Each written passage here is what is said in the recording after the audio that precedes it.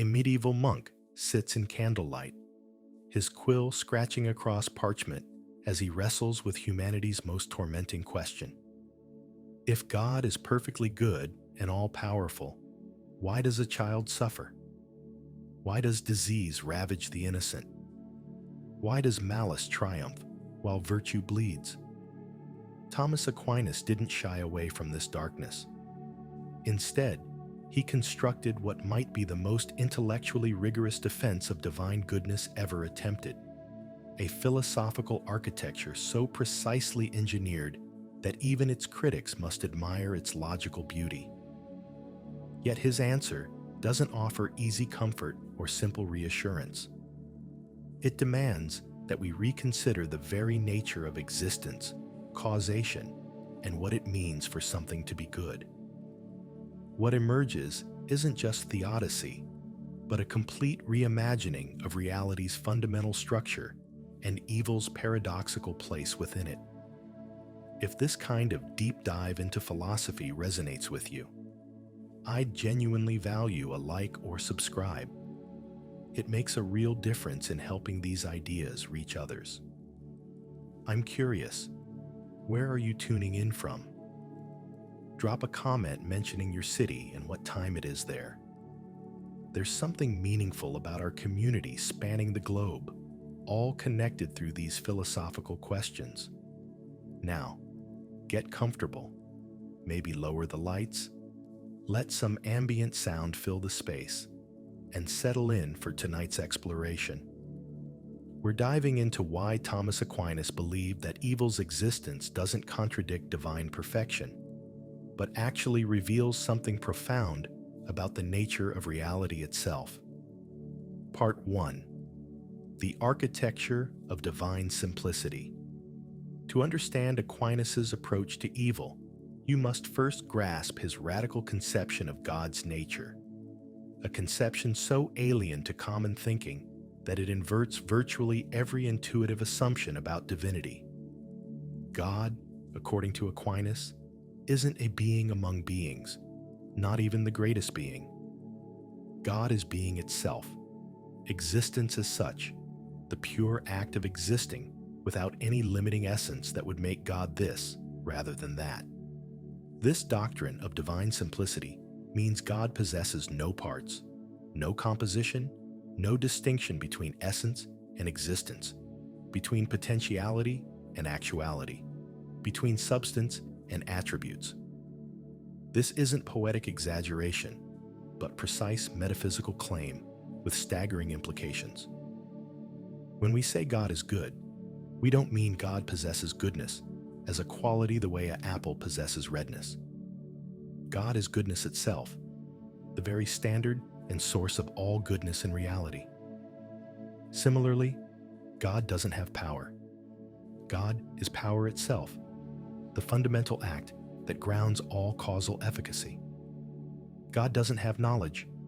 God is knowledge itself, the primordial intelligence in which all truth subsists.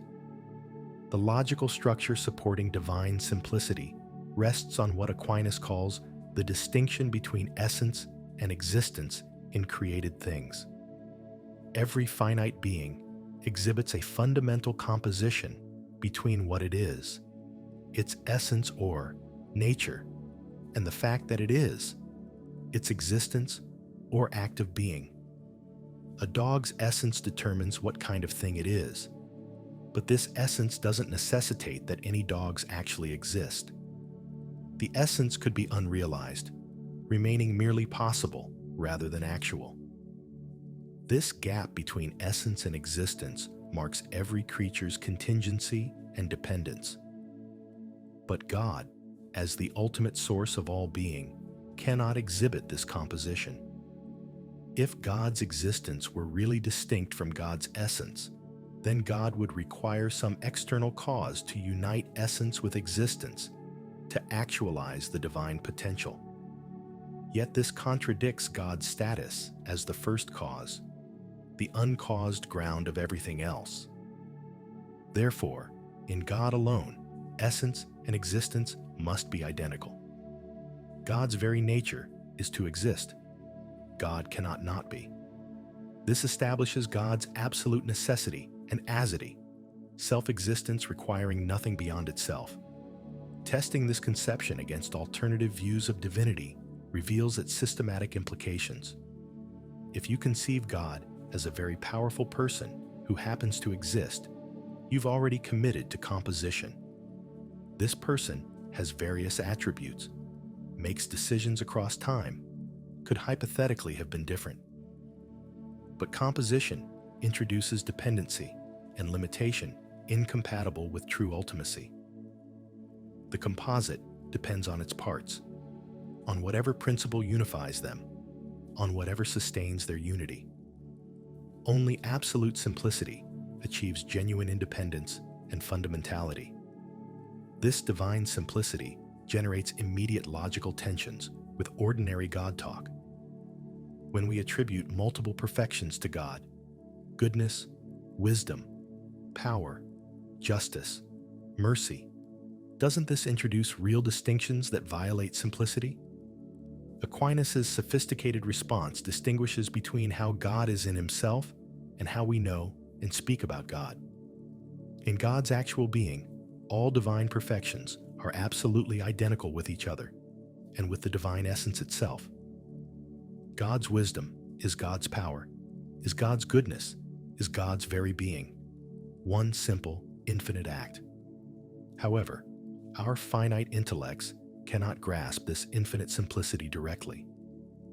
We approach divine perfection through multiple distinct concepts drawn from creatures, each capturing a partial aspect of what remains utterly simple in itself. The distinctions exist in our mode of understanding, not in God's mode of being. This means all theological language involves analogical predication. We speak truly about God, while acknowledging our concepts fail to capture the divine reality adequately. The problem of divine simplicity becomes acute when considering God's relationship to the world. If God is absolutely simple and immutable, how can God interact with creatures, respond to prayers, know changing temporal events? Aquinas' solution involves distinguishing real relations from relations of reason. Creatures stand in real relations to God. They actually depend on divine creative and sustaining causation. But God doesn't stand in real relations to creatures because any such relation would introduce composition and dependence into the divine simplicity. Instead, God's relationship to creation consists in the creature's real relationship to God, not in any real relation of God to creatures. This sounds paradoxical, but Aquinas offers analogies. Your left side really relates to a wall when you stand next to it, but the wall doesn't acquire any new real relation to you. The spatial relationship is asymmetrical.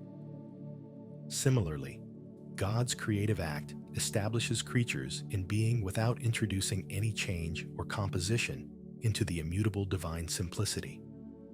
Examining divine knowledge reveals further nuances in this framework. God knows all things, past, present, future, actual, possible.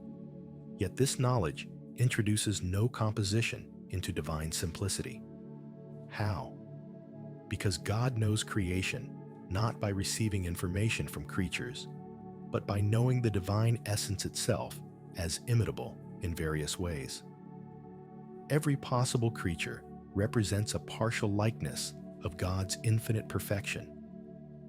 By comprehending his own essence perfectly, God automatically knows all the ways finite beings could participate in or reflect divine perfection.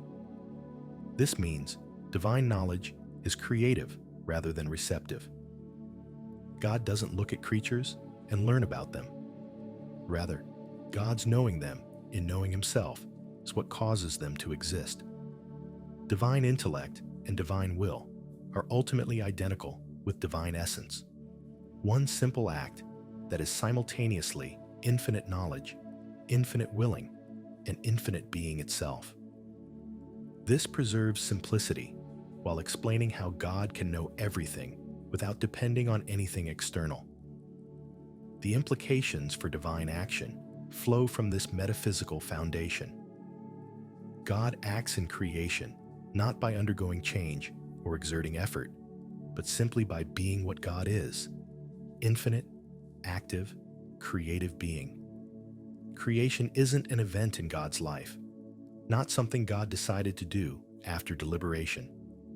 From eternity, God simply is the creative act that establishes and sustains all finite being. Temporal creation unfolds in creatures, not in God.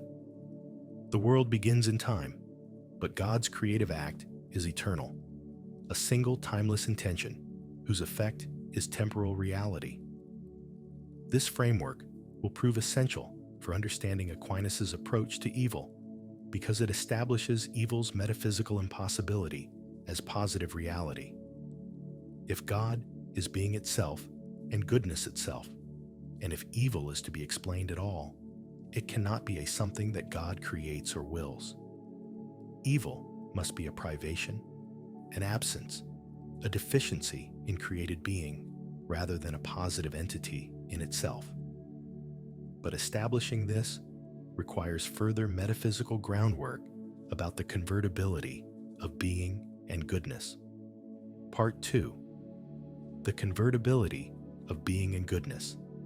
The second pillar supporting Aquinas' theodicy is the transcendental convertibility of being and goodness, the metaphysical thesis that being and goodness are really identical, though conceptually distinct. Whatever exists to any degree possesses goodness to that same degree. Whatever has more being has more goodness. This isn't a contingent correlation, but a necessary metaphysical truth following from the very natures of being and goodness themselves. To grasp this startling claim, we must understand what Aquinas means by goodness in its primary metaphysical sense. Goodness is that which all things seek or desire. But what do all things seek? Each thing seeks its own perfection, its full actualization, the complete realization of its nature and potentials. But this perfection simply is being, specifically, the complete being proper to that thing's nature. A tree seeks to be fully tree-like, to actualize its arboreal nature completely. A human seeks complete human flourishing, full actualization of rational animal nature. The goodness of any being consists in its degree of actuality, completeness, perfection, all of which are really identical with its measure of being. A thing is good insofar as it exists and has being. A thing is better insofar as it has more being, more actuality, more perfection. Absolute goodness would be absolute being, which is God, pure actuality with no admixture of potentiality or deficiency. Testing this convertibility thesis against apparent counterexamples reveals its subtlety. What about a perfectly functioning torture device? Isn't it good at what it does, yet morally evil? Aquinas distinguishes levels of goodness. The device possesses ontological goodness. It exists, has being, actualizes its nature as a device. This is genuine, if limited, goodness. However, it lacks moral goodness relative to rational use and divine law. The deficiency lies not in what the device is, but in its relation to higher goods that its misuse violates. Consider poison as another test case. Poison seems bad, yet it exists and has being. Resolution. Poison is ontologically good. It's a substance with real being and nature. Its badness consists in privation, specifically in the absence of harmony with human flourishing. The poison itself isn't evil, but the destruction it causes in us represents a privation of our proper being. The snake's poison is good for the snake's defense. Its badness for us consists in its incompatibility with our complete being. The convertibility thesis faces its most serious challenge from the existence of moral evil. How can a murderous will be said to possess goodness simply because it exists and has being? Aquinas must distinguish carefully here. The will itself, as a power of rational appetite, is ontologically good, a real perfection of human nature. The will's exercise in any act whatsoever possesses some goodness, the goodness of being an actual rather than merely potential choice. However, the will's specific ordination toward evil objects or through evil means involves privation, absence of proper ordination to true human good, and to God as ultimate end. This analysis applies the form-matter privation schema to moral psychology. The will's act provides form and being. This is its goodness. The evil object or means introduces deficiency, privation of due ordination.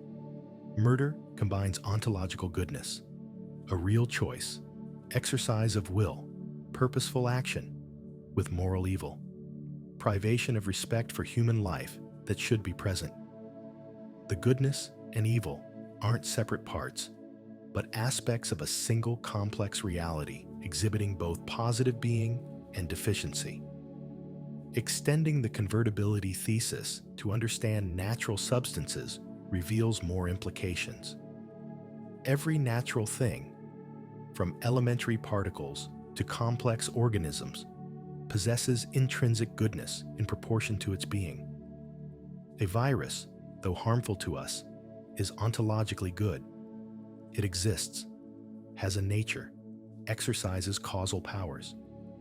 Its specific nature makes it incompatible with our health, but this incompatibility represents privation in the relationship, not in the virus's intrinsic being.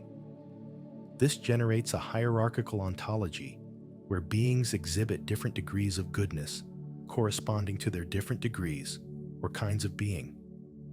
Material substances possess goodness in having substantial form united to matter.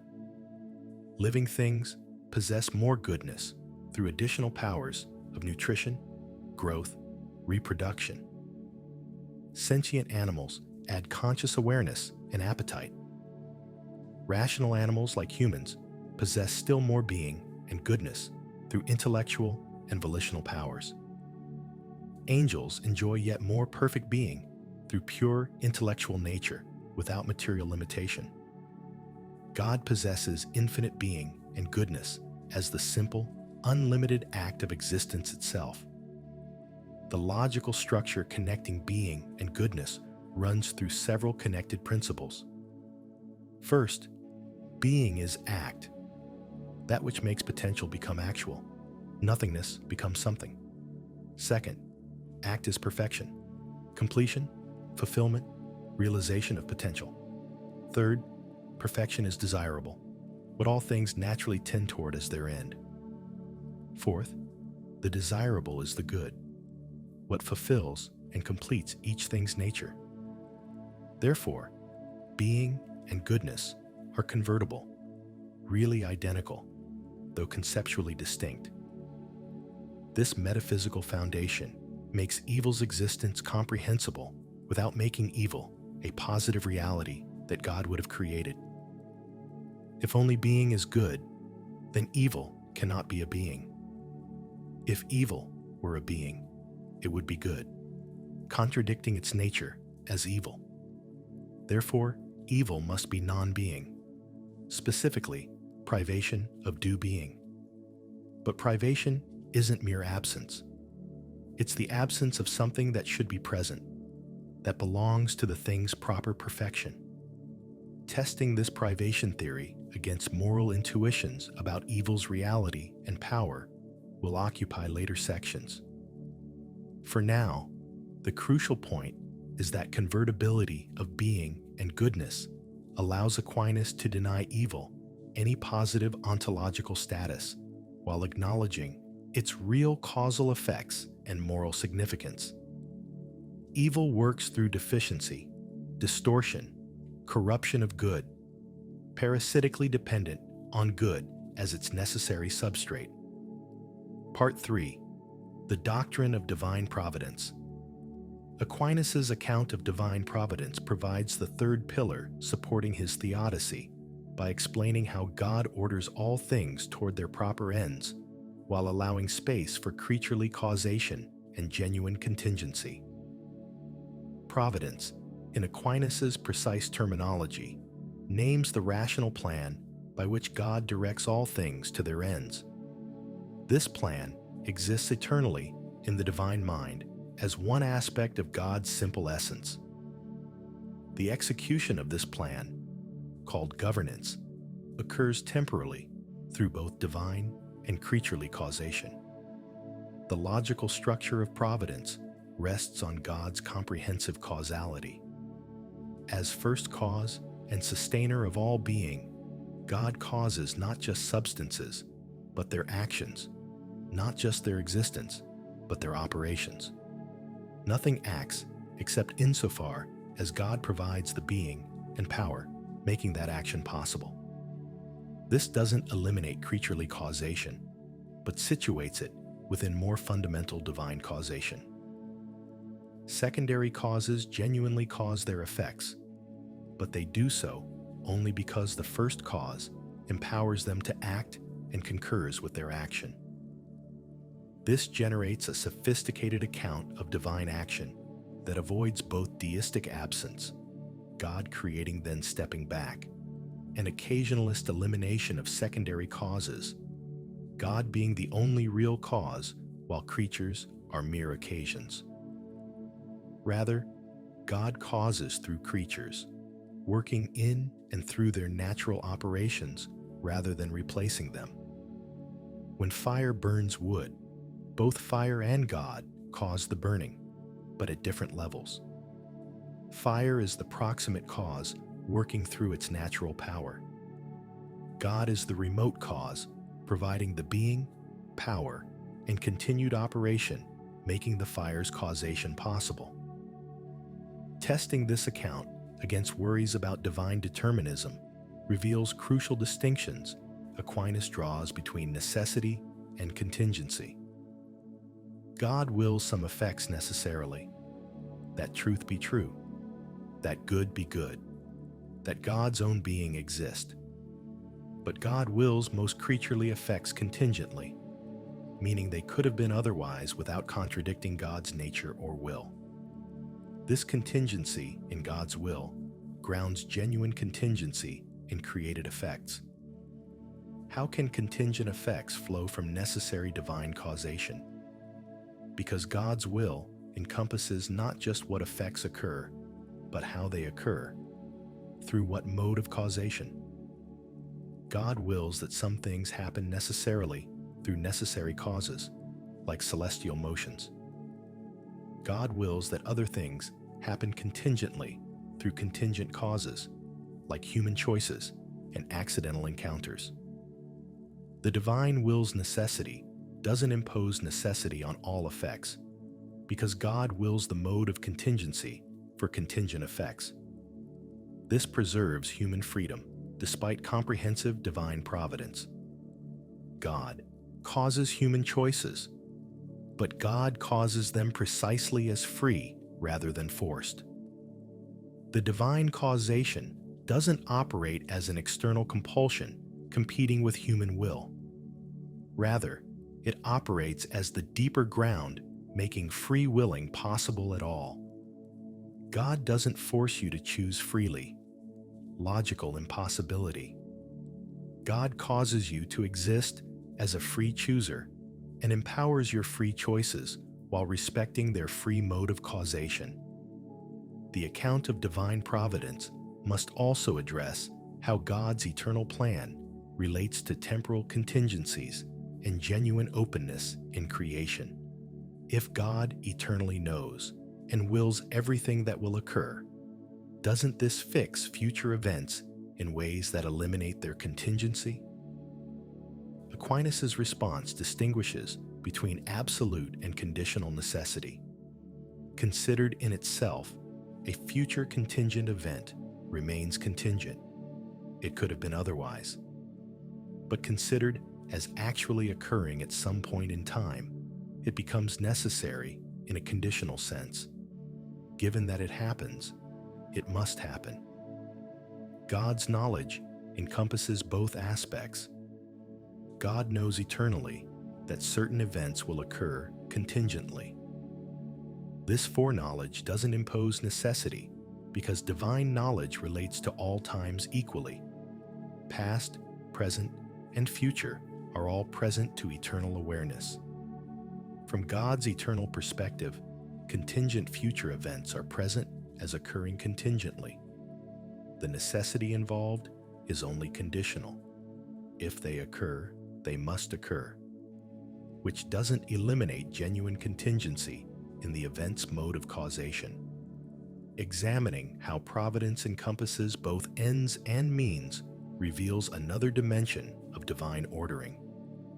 God's providence isn't just that certain ends are achieved, but that they're achieved through appropriate means and instrumental causes.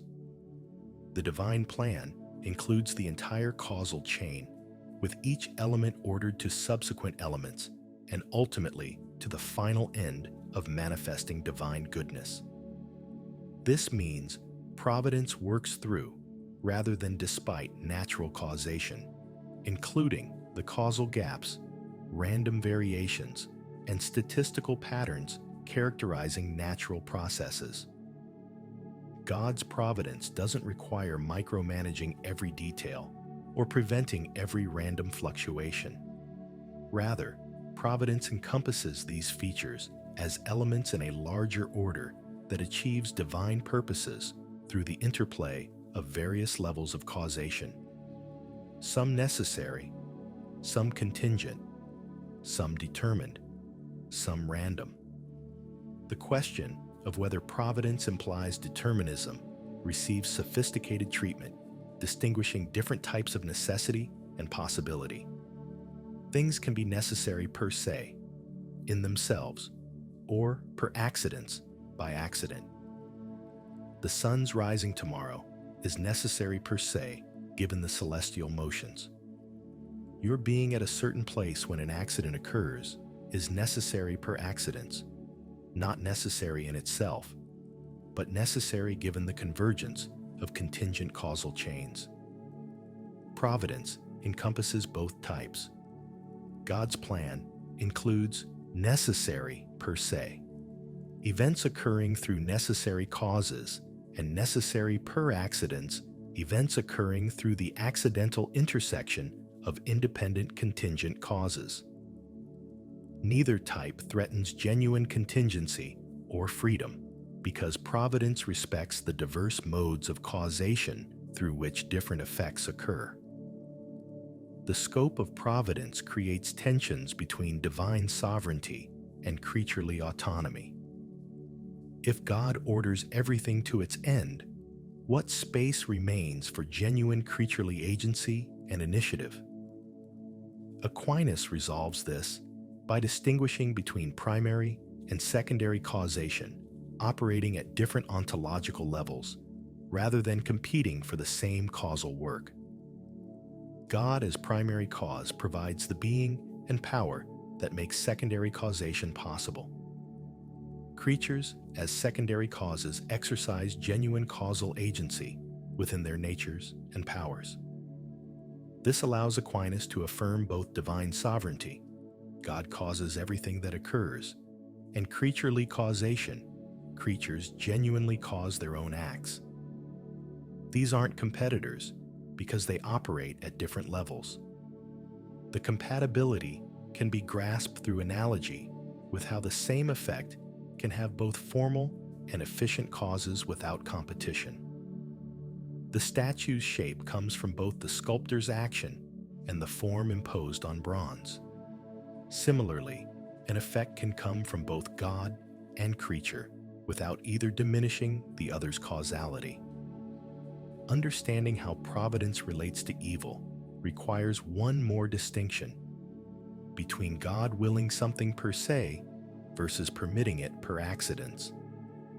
God wills good per se, directly intending it for its own sake as manifesting divine goodness. God permits evil per accidens, allowing it to occur without directly willing it, because preventing it would require either eliminating creaturely freedom or constantly intervening to prevent natural consequences of creaturely action. This permission isn't mere passive allowance, but active divine decision not to prevent evil, despite having power to do so. Why would God permit evil? Aquinas offers several connected answers that will be explored more fully later. Briefly, preventing all evil would require eliminating creaturely freedom and natural processes that are goods in themselves. Moreover, God can draw greater good from evil's occurrence than would have existed without it. Not that evil becomes good, but that divine power transforms evil's effects to serve good purposes evil's agents never intended. Part 4. Evil as privation. With the metaphysical foundations established, we can now examine Aquinas' positive account of evil's nature. Evil, according to Aquinas, is privation of due good, absence of perfection that properly belongs to a thing's nature or action. This privation theory has ancient roots in Augustine, but receives more systematic metaphysical development in Aquinas' adaptation of Aristotelian categories. The logical structure of privation distinguishes it from mere negation or absence. Not seeing isn't privation in a stone, because sight doesn't belong to stone's nature. But not seeing is privation in a human with damaged eyes, because sight properly belongs to human nature. Similarly, not flying isn't privation in humans, because flight isn't our natural perfection. But not flying would be privation in a bird with broken wings, because flight belongs to avian nature, and its absence constitutes deficiency. This establishes evil's parasitic ontological status. Evil cannot exist except in good, specifically, in good that suffers privation. The blind eye must be good insofar as it exists and has some operation, even though it lacks the sight it should possess. The murderous will must be good insofar as it exists and exercises choice, even though it lacks proper ordination to genuine human good. Evil is always privation in good, never a positive reality subsisting independently. Testing the privation theory against intuitive objections reveals both its strengths and areas requiring clarification. Objection: privation seems merely negative, but evil appears aggressively positive. Malice actively seeks harm. Disease actively destroys health. Response: the appearance of positive evil results from confusing evil with the good in which it inheres. The will's activity in malice is ontologically good, real choice, exercise of power. The evil consists in this good activity's privation of proper ordination. Disease's destruction involves real natural processes, chemical reactions, cellular activities, which are ontologically good. The evil consists in these processes' disorder relative to the organism's proper functioning. Consider physical pain as a test case. Pain seems positively real and evil, not merely an absence. Resolution: pain is ontologically good, a real sensation serving protective biological function. Pain becomes evil only when excessive or disordered relative to the good of the whole organism. The evil isn't the pain itself, but either the underlying damage the pain signals, privation of health, or the pain's excess beyond what protective function requires, privation of proper proportion. The privation account faces its most challenging cases in moral evil, particularly malice and cruelty. How can deliberate infliction of suffering be mere absence when it requires sophisticated knowledge, planning, and execution? Aquinas distinguishes the act's ontological goodness from its moral evil. The agent's knowledge, deliberation, choice, and action all possess ontological goodness as real perfections and operations. The evil consists in these goods' privation of proper ordination to true good. The agent knows, but lacks wisdom about true human fulfillment. The agent chooses, but lacks proper will toward genuine good. The agent acts, but lacks order toward right ends. This generates a complex account where every evil act combines positive goodness, real being, power, action, with privation, deficiency, in order, proportion, due end. The evil isn't a separate thing added to good, but the good's deficiency or distortion. Like a musician playing wrong notes, the playing is good, the notes are good as sounds. The evil consists in the absence of proper harmony and order that should be present. Examining natural evil through the privation lens reveals similar structure. Earthquakes, diseases, predation all involve real natural processes with their own perfections. The evil consists not in these processes themselves, but in their incompatibility with other goods we value: human life, health, flourishing. What we call natural evil is privation in us or in creatures we care about, resulting from the ordinary operation of natural causes that are good in themselves. This raises the question, is natural evil really evil, or just unfortunate from our limited perspective? Aquinas avoids both extremes. Yes, destruction of human life is genuinely evil, privation of good that ought to exist. But no, this doesn't make natural causes evil in themselves. They're pursuing their own proper operations. The evil is real, but consists in the privative effects rather than in the causing agents. The privation theory must address how evil can cause effects if evil is nothing positive. How does privation have causal power? Aquinas' careful response: evil doesn't cause per se, but only per accidents. What causes is always the good in which evil inheres. Blindness doesn't cause stumbling. Rather, the deficient eye with its remaining powers causes stumbling through its privation of sight. The evil will doesn't cause harm. Rather, the will's real power causes harm through its privation of proper ordination. This maintains evil's dependent status while acknowledging its real causal significance. Evil never causes anything by being evil. Evil causes only through the good it corrupts, which retains causal power despite its deficiency. The greater the remaining good, the more evil can accomplish through corrupting it. This explains why great minds turn to evil purposes can cause tremendous harm, not despite, but through the remaining goods that evil twists to malign ends. Testing the privation account against the phenomenology of evil encounters difficulties. Evil often feels intensely real, positive, aggressive in experience. How can this be reconciled with evil's privative metaphysical status? Aquinas distinguishes reality in experience from reality in being. Evil is genuinely real in experience. We really suffer, really encounter malice, really face destructive forces.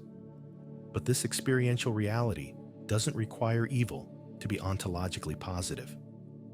The experience is the experience of privation, of loss, of deficiency, which is genuinely experienceable despite being ontologically privative.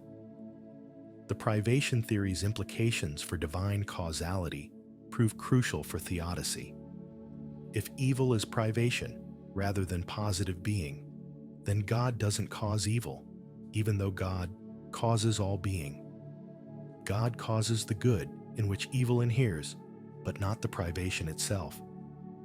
The privation results from deficiency in secondary causes, matter that cannot perfectly receive form, wills that turn away from proper ends, finite natures that can conflict with each other. God permits these deficiencies without causing them, tolerating evil's existence for the sake of greater goods that require the conditions in which evil becomes possible. Part 5. The problem of divine causality and evil. The question of God's relationship to evil presents Aquinas' theodicy with its most acute logical difficulty. If God causes all being and all causal power, and if evil effects have causal power, doesn't God ultimately cause evil? If God's providence governs all events, and evil events occur, doesn't God will evil? Aquinas must navigate between two unacceptable extremes: making God the author of evil versus limiting divine sovereignty by placing evil outside divine governance. His solution involves a series of carefully calibrated distinctions about different modes of divine causality and willing. God causes all positive being and perfection in every entity and event, including those involving evil. But God doesn't cause the privation that constitutes evil. The privation results from deficiency in secondary causes rather than from divine causation. God permits rather than wills evil, allowing it to occur without directly causing or intending it. Testing this solution immediately generates objections.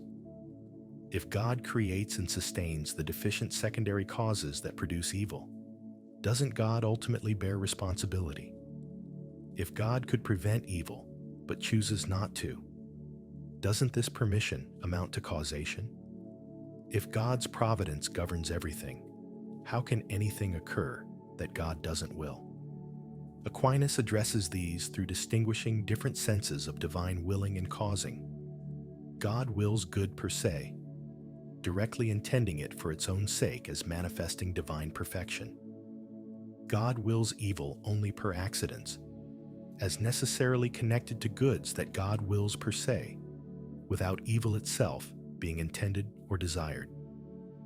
God permits evil, decides not to prevent it, because preventing it would require either eliminating creaturely freedom and natural processes, which are goods per se, or constantly interfering with natural causation to prevent all harmful consequences. Consider divine permission more carefully. Permission isn't mere passive allowance, but active decision not to intervene. God has the power to prevent any evil, but chooses not to exercise this power in many cases. Why? Because allowing natural and free causes to operate according to their natures is itself a good that would be lost if God prevented every harmful consequence. A world where God constantly intervened to prevent evil would lack the goods of stable natural order and genuine creaturely freedom. Moreover, God permits evil because divine power can draw greater good from evil's occurrence than would have existed without it. This doesn't make evil good or necessary, but it means that divine providence can incorporate even evil events into a larger pattern that serves good purposes. The classic example, Christ's crucifixion, was gravely evil, unjust execution of the innocent, yet God drew from it the supreme good of human redemption. Not that the crucifixion was good, but that divine power transformed its evil into opportunity for greater good than would have existed without it. The distinction between God's antecedent and consequent will further refines the account of divine permission. God's antecedent will considers each thing separately and wills every good in itself. God antecedently wills that all humans be saved, that no one suffer, that nothing evil occur. But God's consequent will considers all things together in their actual connections and interactions. God consequently permits some evil because preventing it would require eliminating greater goods, or preventing better goods that can be drawn from it.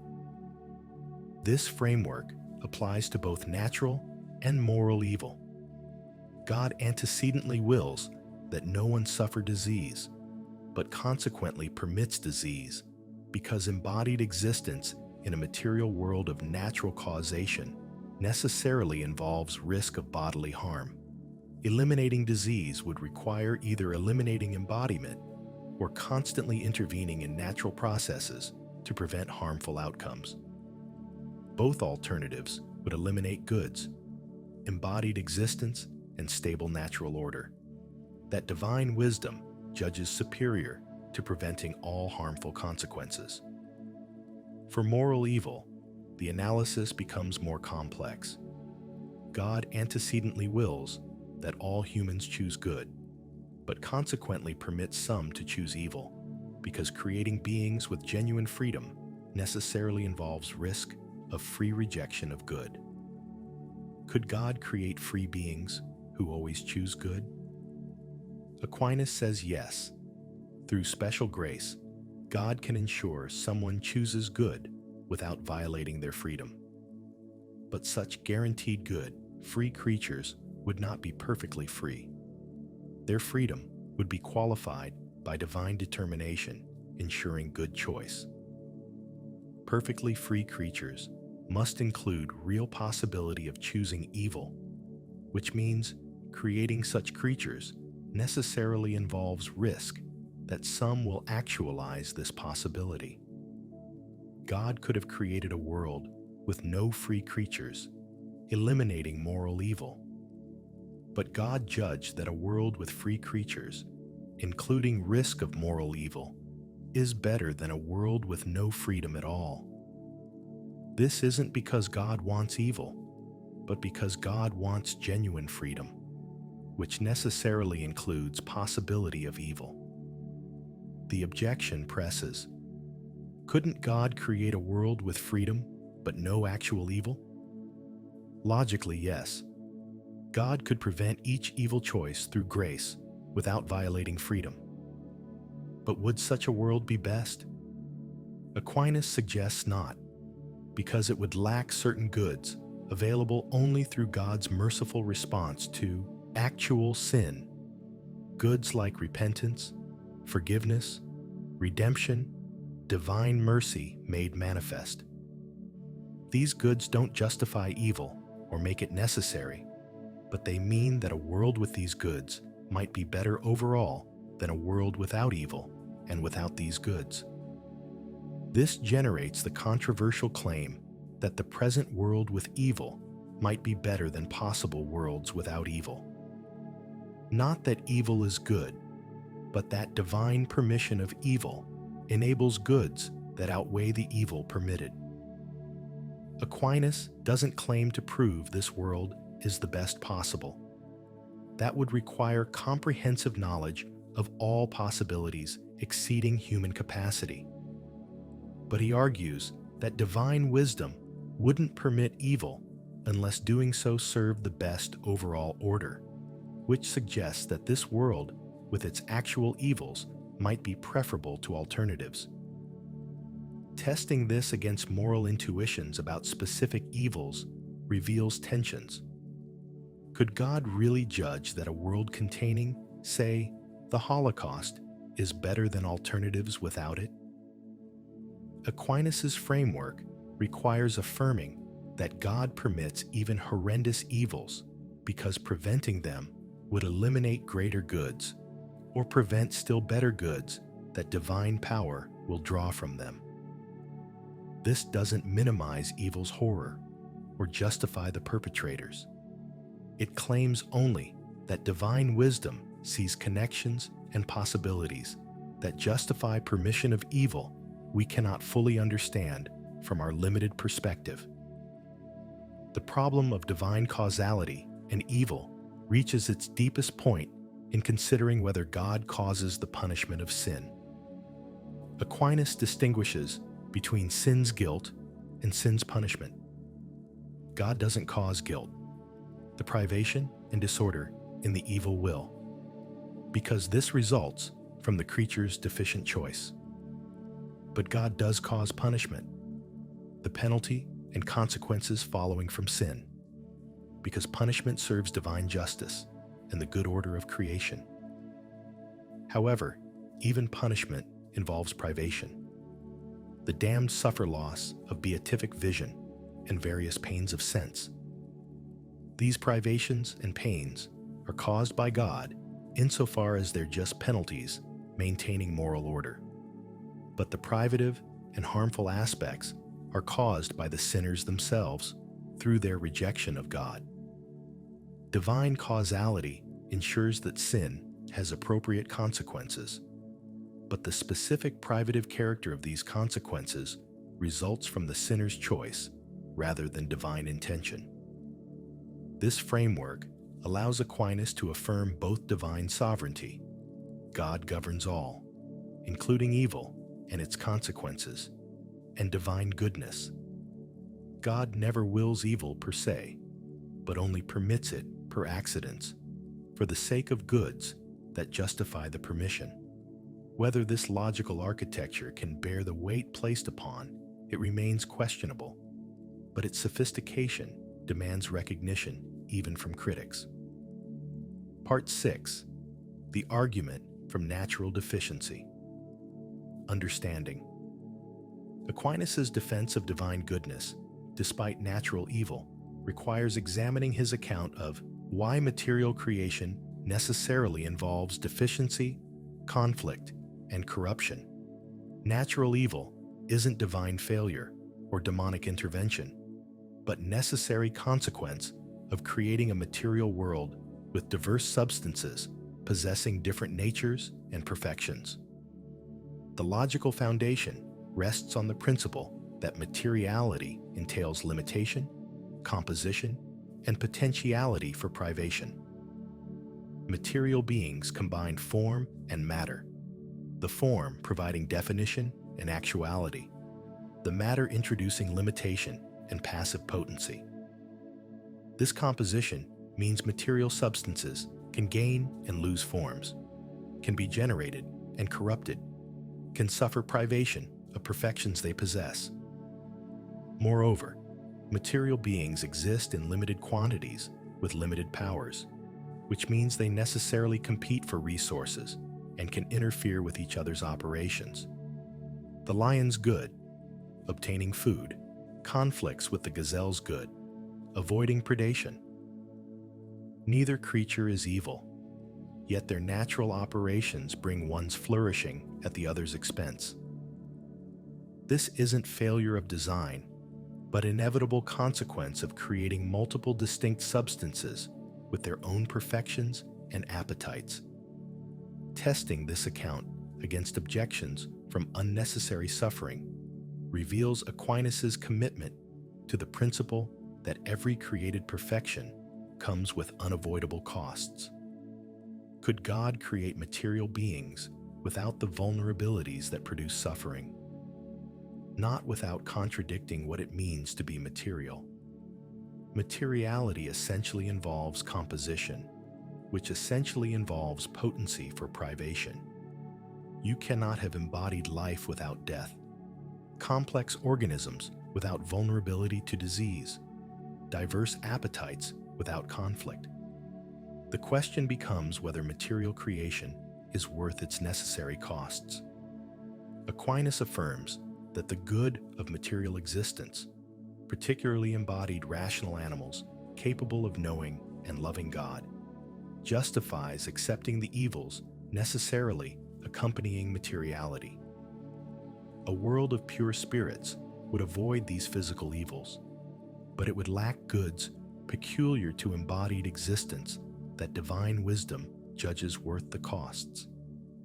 This generates a sophisticated argument that natural evil isn't gratuitous, but necessarily accompanies goods that justify accepting the evil. Not that suffering is good, but that the goods requiring material existence outweigh the sufferings necessarily accompanying it. This doesn't eliminate the problem of evil, but reframes it. Is embodied existence good enough to justify its costs? Aquinas affirms yes, while acknowledging we cannot fully demonstrate this from our limited perspective. The diversity of created beings provides another angle on natural evil's necessity. God's goodness is infinite and can be perfectly imitated only by an infinite effect, which is impossible for creatures. Therefore, divine goodness is best represented not by one perfect creature, but by many diverse creatures, each reflecting different aspects of divine perfection. This diversity necessarily involves hierarchy, some creatures possessing more perfection, others less. Moreover, diverse creatures with different perfections necessarily interact in ways that sometimes benefit one at another's expense. The vegetative good serves the animal good when animals consume plants. Animal good serves human good when humans consume animals. This hierarchical ordering isn't cruel, but reflects the greater good of the whole over parts. The universe's total perfection exceeds the sum of individual perfections and justifies the subordination required to achieve it. Testing this against moral intuitions about predation and parasitism reveals tensions. Is the rabbit's suffering justified by the wolf's feeding? Is the host's sickness justified by the parasite's thriving? Aquinas' framework requires affirming that the universe containing both predator and prey, host and parasite, exhibits more total perfection than alternatives, even though this means some individuals suffer for the whole's good. The corruption of material beings poses special difficulty. Why must living things die? Organs fail. Structures decay. Because material composition essentially involves the possibility of losing the forms that organize matter. The form uniting matter into living organism can be lost, resulting in death and corruption. This isn't divine failure, but metaphysical necessity. Composed beings can decompose. Moreover, corruption of some beings enables generation of others. The plant's decay provides nutrients for new plants. The animal's death feeds scavengers and returns nutrients to soil. This cycle of generation and corruption characterizes material existence and represents good overall, even though individual corruptions involve privation. The universe containing this dynamic cycle exhibits more perfection than a static world where nothing generates or corrupts. The problem of pain receives attention as seemingly gratuitous natural evil. Why must sentient creatures suffer when threatened or harmed? Couldn't God arrange that damage occurs without pain? Aquinas responds that pain serves vital protective function. It signals damage and motivates avoidance of harmful stimuli. Sentient beings without pain would lack crucial information about their environment and threats to their welfare. Pain is evil insofar as it involves privation of pleasure and peace. But pain is good insofar as it serves protective biological function essential for sentient life. Could God create sentient beings that sense danger without suffering? Perhaps through non-painful alert systems that provide the same information without the negative phenomenology. But would such beings be genuinely sentient in the relevant sense? Sentience seems essentially connected to felt qualities, including both pleasant and unpleasant sensations. Non-sentient detection systems don't really feel or suffer, while sentient systems necessarily involve capacity for both pleasant and unpleasant experiences. This suggests that creating sentient life necessarily involves possibility of suffering, because sentience essentially involves felt experience, and felt experience necessarily comes in both positive and negative forms. You cannot have the good of sentience without the cost of possible suffering. Once again, The question becomes whether sentient existence justifies its costs. Aquinas affirms yes, while acknowledging the difficulty of proving this conclusively. The distribution of natural evil raises questions about divine justice. Why do innocent children suffer disease while the wicked prosper in health? Why do natural disasters kill indiscriminately without regard to moral desert? Aquinas resists explaining every particular distribution of natural evil as divinely calibrated to individual merit. Natural causes operate according to their own laws and patterns without direct divine intervention, ensuring that only the deserving suffer. This might seem like abandoning providence, but Aquinas argues that providence governs through general patterns rather than detailed management of every particular. God establishes natural laws and lets them operate according to their natures. Individual instances of suffering may not serve any purpose for that particular sufferer, but they serve the good of stable natural order that benefits all. A world where natural causes operate predictably according to laws exhibits greater perfection than a world where God constantly intervenes to adjust outcomes to moral desert. Moreover, since this life isn't humanity's final state, apparent injustice in the distribution of natural evil doesn't ultimately compromise divine justice. The innocent who suffer unjustly will be compensated in eternal life. The wicked who prosper temporarily will face justice ultimately. This appeal to afterlife might seem like avoiding the problem, but Aquinas argues it's essential. If this life were all, natural evil's distribution would indeed impugn divine justice. But given eternity, temporary unjust suffering can be compensated and divine justice vindicated. Part 7. The argument from free will. The defense of divine goodness, despite moral evil pivots on the value of free will and its necessary connection to the possibility of sin. Aquinas argues that creating rational beings with genuine freedom necessarily involves risk that some will misuse freedom by choosing evil. The question becomes whether free will's good justifies accepting this risk. The logical structure supporting free will's value rests on several connected claims. First, rational beings can know and love God, which constitutes the highest perfection possible for creatures. Second, this knowledge and love are valuable only if freely chosen, rather than determined by nature or divine causation.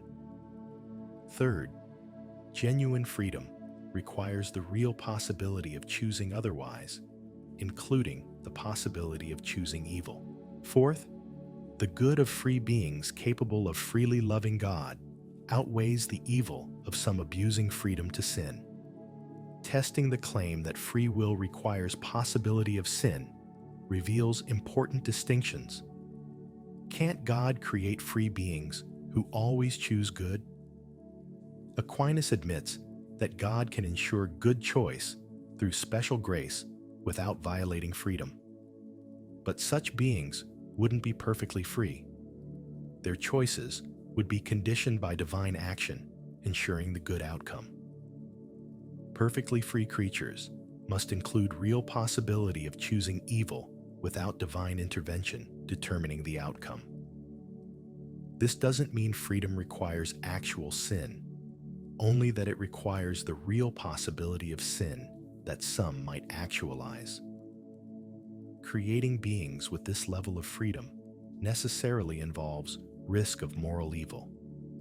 God could avoid this risk by not creating free beings at all.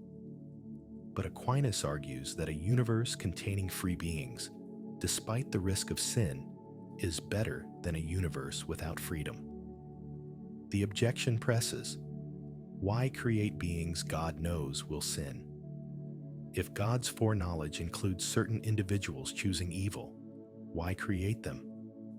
Aquinas' response distinguishes God's knowledge from God's causation. God knows what free beings will choose, but this knowledge doesn't cause their choices. God knows their choices because they will freely make them, not vice versa. God could refuse to create individuals known to be future sinners, but this would mean not creating any free beings at all, since perfect freedom requires possibility of sin, or only creating free beings whose choices God determines, which undermines their perfect freedom. The problem of divine foreknowledge and free will receives extensive treatment. How can choices be genuinely free if God eternally knows what will be chosen? Doesn't divine foreknowledge fix future choices in ways that eliminate freedom? Aquinas' solution invokes the eternal present. God's knowledge encompasses all times equally without temporal succession. From God's eternal perspective, future free choices are present as occurring freely. The fact that God knows them doesn't impose necessity, because God's knowing relates to all times equally, rather than seeing future from past. This might seem like verbal sleight of hand, but Aquinas argues it reflects genuine metaphysical distinction between temporal and eternal causation. Temporal causes work forward from past to future. Eternal causes work outside time, relating equally to all temporal moments. God's eternal knowledge and causation don't impose temporal determination because they operate at a different ontological level than temporal freedom. Testing this against worries about theological determinism reveals Aquinas' commitment to genuine human freedom, despite comprehensive divine causality. God causes human choices by providing being, power, and continued operation, making choice possible. But God causes these choices precisely as free rather than determined. The divine causation doesn't compete with human freedom because it operates at the level of making freedom possible rather than determining its content. The value of free will must be weighed against the cost of moral evil it permits. Is free will worth genocide, torture, betrayal, and all the horrors humans freely inflict on each other? Aquinas must argue that the good of creaturely freedom outweighs even these horrors. Not that the evils are justified or good, but that their possibility is necessary cost of creating beings capable of freely loving God, a good so great it justifies the risk of abuse. This generates uncomfortable implications. God permits horrendous evils because preventing them would require eliminating or limiting freedom that God judges worth preserving despite its costs. The Holocaust represents terrible abuse of human freedom, yet God permitted it because the alternative, preventing it through divine intervention, would mean either eliminating human freedom altogether or selectively overriding freedom in ways that would undermine its genuine character. Critics object that selective divine intervention to prevent the worst abuses wouldn't eliminate freedom entirely. God could maintain general freedom while preventing specific horrendous evils. Aquinas' response involves claiming that any such intervention would violate the stable order of providence that allows secondary causes to operate according to their natures. A world where God constantly intervenes when evil reaches certain thresholds would lack the stable causal order that is itself a great good. Moreover, determining thresholds for divine intervention poses problems. At what point does evil become horrendous enough to warrant intervention? Any threshold will seem arbitrary, and any intervention sets precedent for why God doesn't intervene at lower thresholds. Better to maintain stable order, where secondary causes operate consistently, than to introduce divine interventions that would make the world's causal structure unpredictable and undermine creaturely agency. The problem of divine grace and free will adds complexity. If God can provide grace that ensures good choice without violating freedom, as Aquinas admits, why doesn't God provide this grace to all? Why allow anyone to sin when God could prevent it through grace? Aquinas responds that God does provide sufficient grace for all to avoid sin. Those who sin do so by deficiently using the grace provided rather than because grace is absent. But why doesn't God provide efficacious grace that ensures good choice to all rather than only to some? Because God's wisdom judges that a world where some receive efficacious grace and freely persevere in good, while others receive sufficient grace and deficiently fall into sin, exhibits greater perfection than alternatives.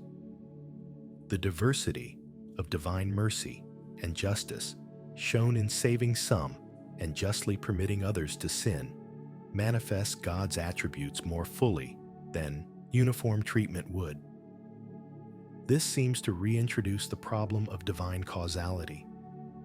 If God determines who receives efficacious versus merely sufficient grace, doesn't God ultimately determine who sins? Aquinas walks a difficult line, maintaining that God's grace distribution isn't arbitrary, but doesn't violate human freedom. Those who sin do so from their own deficiency rather than divine determination. Those who persevere do so from divine grace, yet freely. The mystery of how divine determination and human freedom cohere remains, but Aquinas insists both must be affirmed. Part 8. The Greater Good. Theodicy. Having established that God doesn't cause evil, but permits it for the sake of greater goods, Aquinas must specify what goods justify divine permission of evil. His greater good theodicy identifies several types of goods that either require the possibility of evil or become available only through divine response to actual evil.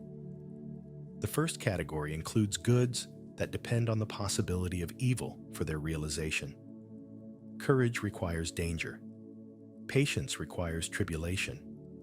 Mercy requires misery to be merciful toward. Forgiveness requires offenses to forgive. These virtues couldn't exist in a world without the possibility of evils they respond to. Since these virtues represent genuine human excellences, their possibility requires allowing the conditions in which they can be exercised. Testing this argument reveals both power and problems. Does the good of courage really justify allowing dangers that kill many who cannot respond courageously? Does the good of mercy justify allowing misery that crushes many who receive no mercy? The virtues seem to require only the possibility of evil, not its actual occurrence in full measure. Perhaps a world with modest challenges allowing virtues exercise but preventing extreme evil would be better. Aquinas' response involves denying we can judge what optimal mix of challenges and safety would be best. We lack comprehensive perspective on how different goods interrelate and what total ordering serves divine purposes best. Moreover, the virtues developed through extreme challenges may represent perfections that justify even extreme evils when we consider the total good of all creatures across all time. The second category includes goods that become actual only through divine response to actual evil, rather than merely possible evil. God's mercy is manifested in forgiving actual sinners, not merely in being disposed to forgive possible sin. Divine justice appears in punishing actual wickedness, not merely in being prepared to punish. Christ's redemptive sacrifice responds to actual human sin, rather than merely possible sin. These goods require actual evil as occasion for their manifestation. This generates controversial claim that actual evil enables goods that wouldn't exist without it. Not that evil is good or necessary, but that divine power draws from evil's occurrence goods that outweigh the evil and wouldn't have existed without it. The crucifixion was horrifically evil, unjust execution of the innocent. Yet God drew from it the supreme good of redemption, which outweighs the evil and couldn't have existed without it. Critics object, this seems to make evil instrumentally good, a means to greater good that God deliberately permits or even causes for the sake of the greater good. Aquinas resists this conclusion through carefully distinguishing God's intention from God's permission. God doesn't intend evil for the sake of good it enables. God intends good and permits evil as unavoidable cost of achieving that good, given the constraints of creating finite beings with freedom and material nature. The Felix Culpa, the fortunate fall, provides the most striking example of good drawn from evil. Adam's sin was genuine moral evil, yet Christian tradition celebrates it as happy fault because it occasioned Christ's incarnation and redemption. The goods of incarnation and redemption, God assuming human nature, humans elevated to divine life, outweigh the evil of original sin. Moreover, these goods wouldn't have existed without the fall, because incarnation and redemption respond specifically to human sin. This doesn't make the fall good or necessary for divine purposes. God didn't need to create humans, or permit sin, or provide incarnational redemption. All are free divine choices.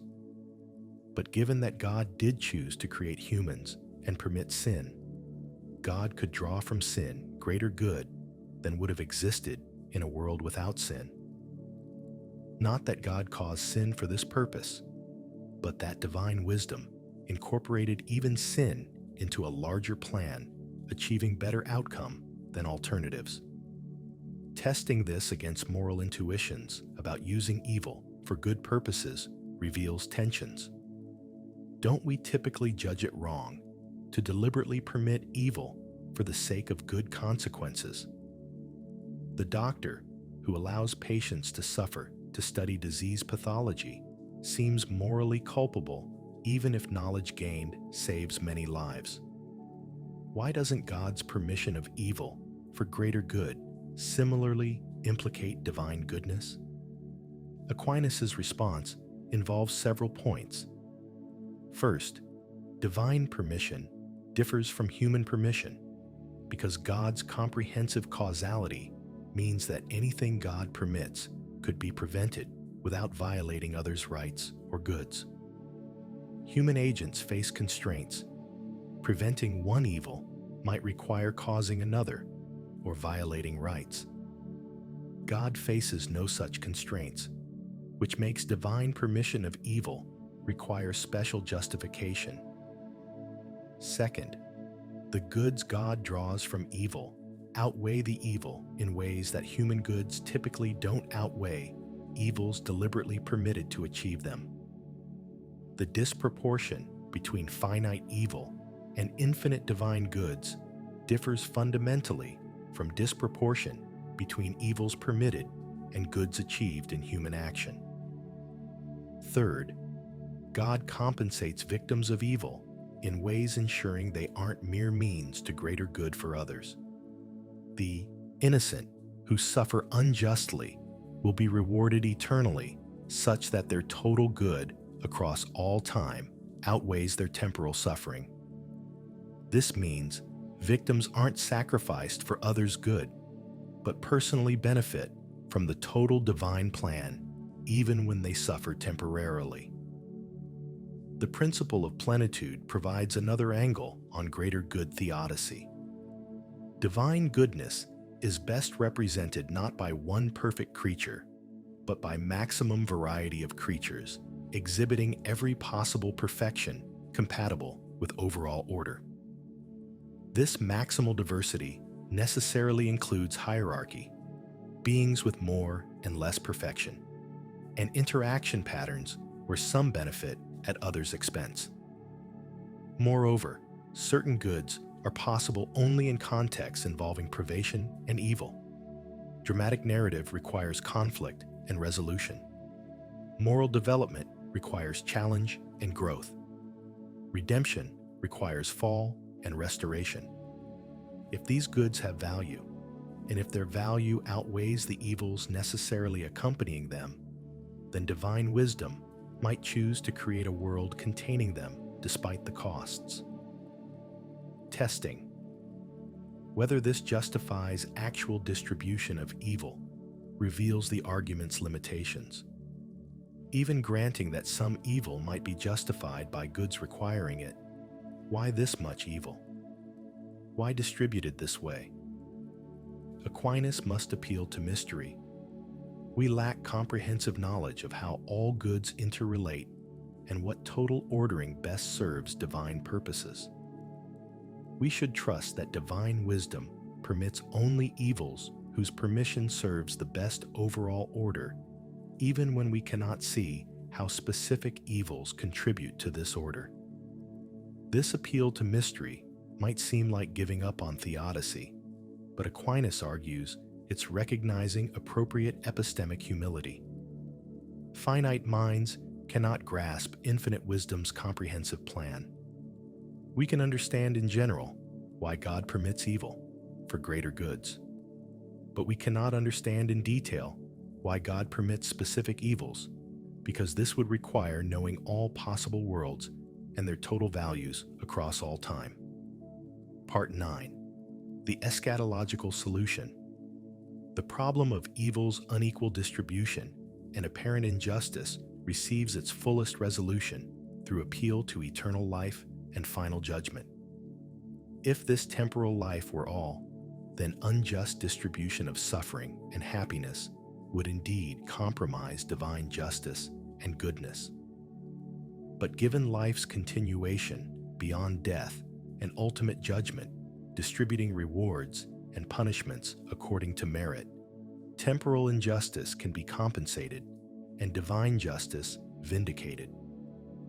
The logical structure of this eschatological theodicy involves several connected claims. First, the innocent who suffer unjustly will be compensated in eternal life with happiness outweighing their temporal suffering. Second, the wicked who prosper unjustly will face punishment in eternal death, proportionate to their sins. Third, the compensation and punishment will be precisely calibrated so that ultimate distribution of happiness and suffering aligns with justice, even though temporal distribution deviates from justice. This doesn't eliminate evil's reality or minimize suffering's horror. Temporal suffering is genuinely bad, and its occurrence requires justification. But the justification needn't come from temporal goods alone.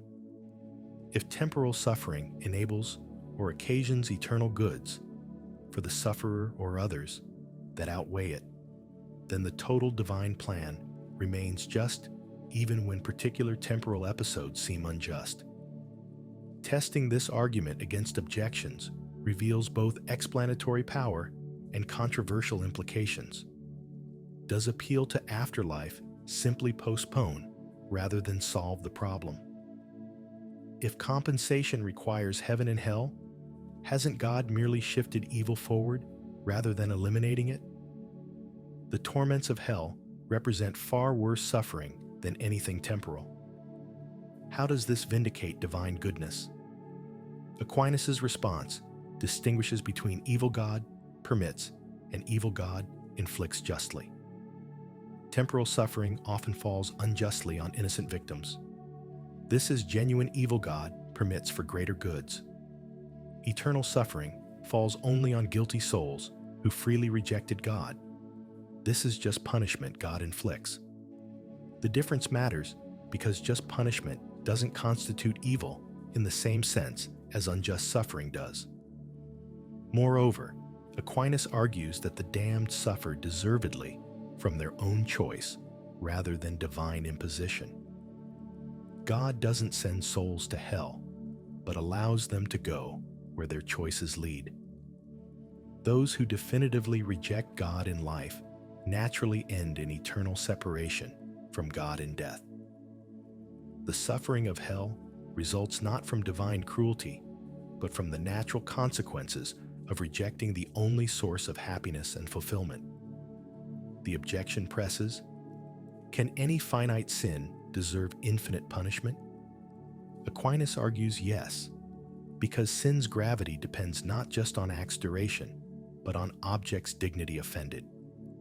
Sins against God offend infinite dignity and thus deserve infinite punishment in duration, if not intensity. Moreover, the damned persist in sin eternally rather than repenting, which means their punishment continues justly as long as their sin continues. Critics find this accounting morally repugnant. No finite life's choices justify eternal conscious torment.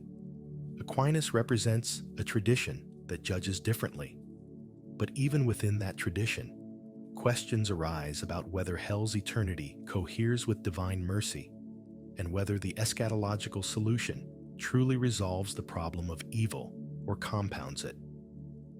Setting aside hell's justification, the compensation argument for temporal suffering requires that heaven's joys outweigh earthly sorrows in ways that make the total experience good for each person. The suffering remains evil, but the compensation makes the total package worth it from the sufferer's own perspective. Paul claims in Romans that present sufferings are incomparable to coming glory, suggesting that eternal happiness so exceeds temporal suffering that the latter becomes negligible by comparison.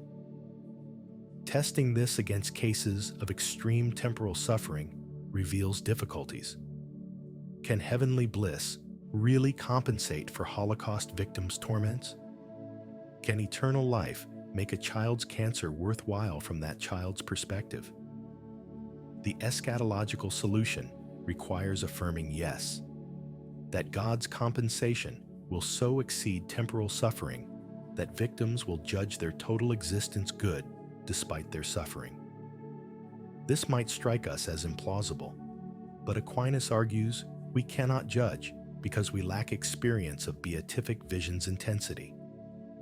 We know temporal suffering's horror, but not eternal happiness's glory. If heaven's joy is as vastly superior to temporal joy as Christian tradition claims, then perhaps it could outweigh even extreme temporal suffering in ways we cannot currently imagine. The eschatological solution also addresses why God permits evil to succeed temporarily. If moral evil always failed immediately and obviously, this would violate human freedom by making evil choices' consequences so severe that choosing evil becomes practically impossible. But if evil can succeed temporarily, bringing pleasure to the wicked and harm to the good, then choices between good and evil become genuine rather than forced by immediate consequences. However, allowing evil temporary success risks corrupting observers who see evil prosper and good suffer. How can God justify permitting scandal, evil success that leads others into sin by making sin appear attractive or inevitable? Aquinas responds that God will draw greater goods from scandal's occurrence, perhaps goods of perseverance despite scandal, or of faith despite appearances that justify its permission. The eschatological dimension transforms temporal evil's meaning without eliminating its reality. Suffering remains genuinely bad, but it becomes endurable and meaningful when seen as temporary prelude to eternal happiness. Injustice remains genuinely wrong, but it becomes tolerable when seen as temporary deviation from ultimate justice. Evil remains truly evil, but it becomes compatible with divine goodness when seen as permitted only because divine power will draw from it greater goods and compensate all victims. Whether this solution succeeds depends largely on whether one accepts eternal life's reality and proportions. For those who doubt afterlife, the eschatological solution seems like wishful thinking that avoids the problem. For those who trust divine revelation's promises, it provides genuine resolution by situating temporal evil within eternal context that makes God's permission comprehensible. Part 10. The Pastoral Response. Having examined Aquinas' philosophical theodicy, we must consider its pastoral implications and limitations. How should the intricate arguments about divine simplicity, privation theory, and eschatological compensation function in actual response to suffering? What resources does Aquinas' framework provide for those facing evil and questioning God's goodness? The first pastoral resource involves understanding evil's nature as privation. Recognizing that evil lacks independent positive reality can provide comfort by affirming that evil is an ultimate or permanent feature of reality. Evil parasitically depends on good and will ultimately be eliminated when God's purposes are fulfilled. This doesn't eliminate suffering, but situates it within larger framework where good proves more fundamental than evil. However, privation theory poses pastoral dangers. Telling sufferers that their evil is mere absence risks minimizing their pain's reality. The parent whose child dies doesn't find comfort in hearing that death is mere privation of life rather than positive reality. The torture victim doesn't benefit from understanding their suffering as privation of well-being rather than positive evil. Pastoral application requires holding together evil's privative metaphysical status with its real phenomenological impact. The second pastoral resource involves providence's comprehensive scope. Knowing that God governs all events and permits only evils that serve greater goods can provide confidence that suffering isn't meaningless even when its purpose remains obscure. This faith that evil serves hidden divine purposes can sustain people through trials when immediate reasons for suffering aren't apparent. Yet providence doctrine poses pastoral problems. Telling sufferers that God permitted their evil for greater good can seem cruel when the greater good remains invisible. Assuring victims that God drew good from their trauma doesn't restore what was lost or justify what was suffered. Claiming that suffering serves divine purposes can make God seem to be using sufferers as means to ends they didn't choose. Aquinas would respond that God compensates each sufferer such that the total outcome benefits them personally, not merely serving goods for others. But victims in the midst of suffering may find this future compensation small comfort when present pain overwhelms. The pastoral challenge is acknowledging suffering's reality and horror while maintaining hope that divine purposes justify it without minimizing its impact. The third pastoral resource involves free will's value. Understanding that much evil results from human misuse of freedom can help distinguish between God's responsibility and human responsibility.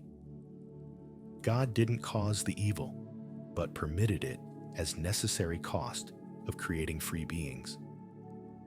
This shifts blame from God to the human agents who chose evil, while maintaining that God's creation of free beings was justified despite the risk of abuse. However, free will theodicy poses pastoral limitations. Victims of others' evil choices gain little comfort from understanding that their suffering resulted from freedom that God valued enough to permit its abuse. Moreover, natural evil's prevalence means that much suffering can't be blamed on human choice, leaving the question of God's responsibility for permitting natural causes to harm the innocent. The fourth pastoral resource involves eschatological hope. Faith that present suffering will be compensated eternally and that ultimate justice will prevail can sustain people through temporal injustice and pain. The martyr's courage rested largely on this eschatological confidence that their suffering served eternal purposes and would be rewarded eternally. This hope doesn't eliminate suffering, but transforms its meaning and tolerability. Yet eschatological theodicy poses pastoral dangers. Encouraging sufferers to focus on future compensation risks minimizing present pain's reality and urgency. Suggesting that earthly suffering doesn't ultimately matter because heaven will compensate can undermine motivation to address and prevent suffering. Balance requires affirming both that present suffering is genuinely bad and warrants response while maintaining hope that divine purposes justify its permission. The pastoral challenge deepens when considering Aquinas' theodicy's intellectual demands. The arguments about divine simplicity, privation, and providence require philosophical sophistication that most sufferers lack. Yet if theodicy only works for philosophers who can follow intricate arguments, it fails pastorally by being inaccessible to those most needing comfort and explanation. Aquinas might respond that intellectual theodicy serves primarily to show that belief in divine goodness, despite evil, is reasonable for those who can follow arguments. But for most believers, pastoral care requires resources beyond intellectual theodicy. Liturgical participation, communal support, spiritual practices, and trust in divine goodness, despite inability to explain how goodness coheres with evil's existence. The tension between theodicy and mystery poses final pastoral challenge. Theodicy attempts to explain why God permits evil, but lived experience of suffering often exceeds explanation's capacity. Job's friends offered theodicies explaining his suffering, but Job rejected their explanations as inadequate to his experience. God's response didn't provide explanation, but reaffirmed divine sovereignty and wisdom while leaving suffering's meaning mysterious. This suggests that pastoral response requires balancing intellectual theodicy's resources with appropriate acknowledgement of mystery.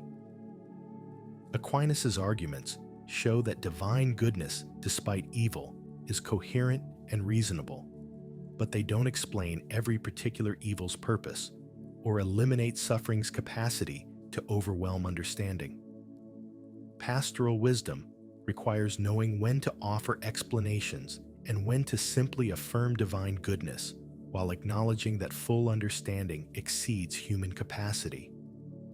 The theodicy's success depends partly on context and audience. For philosophers wrestling with evil's logical implications for divine attributes, Aquinas provides sophisticated framework showing coherence of traditional theism despite evil.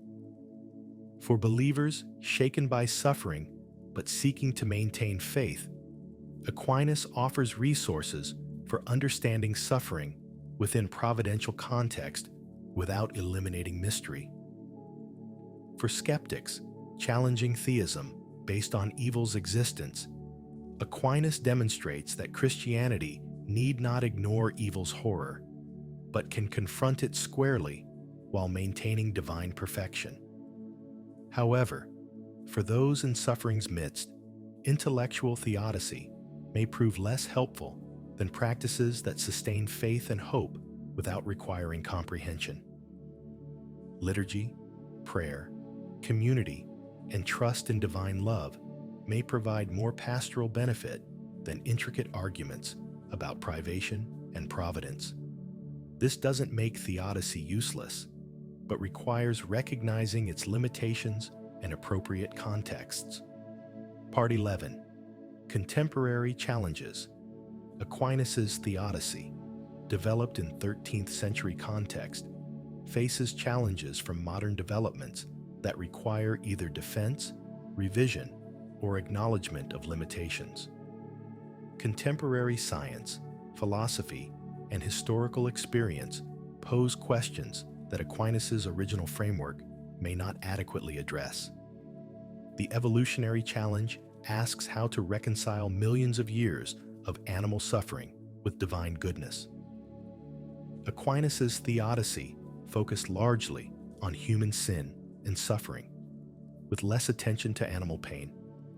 But evolution reveals that sentient beings suffered and died for eons before humans existed. This suffering can't be blamed on human free will or justified by human goods. What greater goods justify millions of years of animal pain preceding human existence?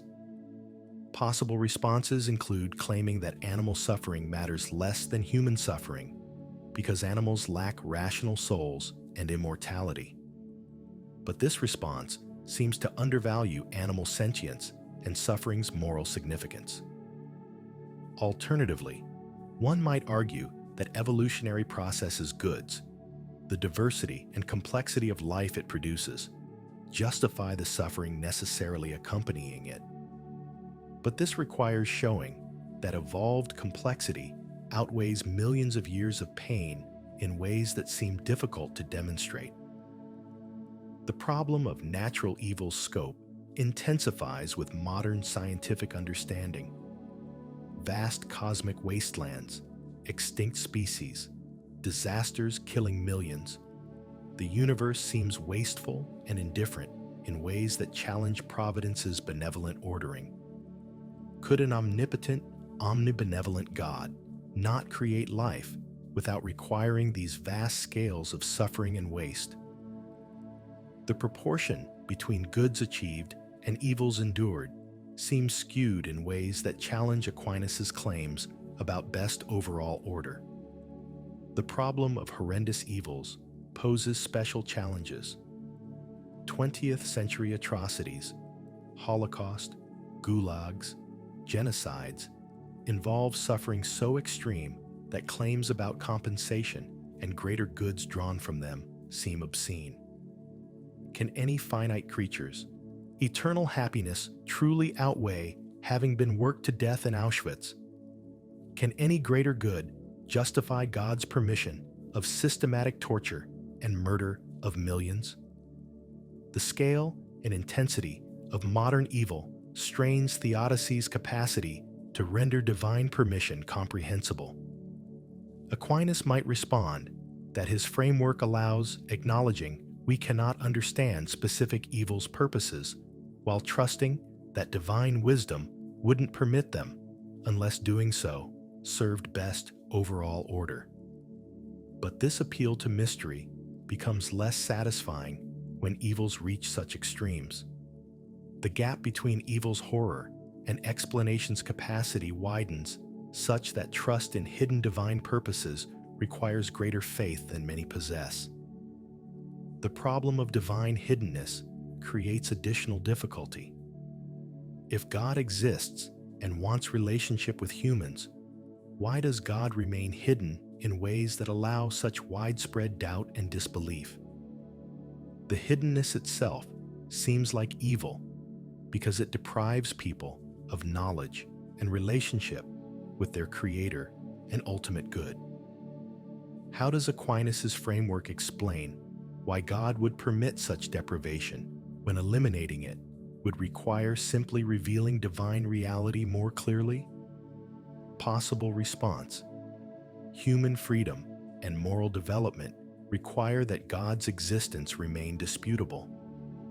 If God revealed himself incontrovertibly, then rejecting God would become practically impossible, and accepting God would become forced rather than free. But this response faces objections that God could provide more evidence than currently exists while leaving room for freedom, and that many believers claim certainty about God's existence without their freedom being compromised. The challenge from divine command theory poses internal difficulties for Aquinas' framework. If moral obligations depend on divine commands, then God could command evil and make it obligatory. But Aquinas grounds morality in divine nature rather than mere divine will. God commands what reason recognizes as good based on human nature's requirements. This grounds morality objectively, but makes it independent of divine will in ways that some find problematic for preserving divine sovereignty. The Euthyphro dilemma appears. Is what God wills good because God wills it, or does God will it because it's good? The first horn makes morality arbitrary. God could will evil and make it good. The second horn makes morality independent of God. God conforms to external moral standards. Aquinas' sophisticated response distinguishes between God willing what is good because it's good, which would imply external standards, and God's nature being the standard of goodness, such that God's will necessarily wills what the divine nature shows as good.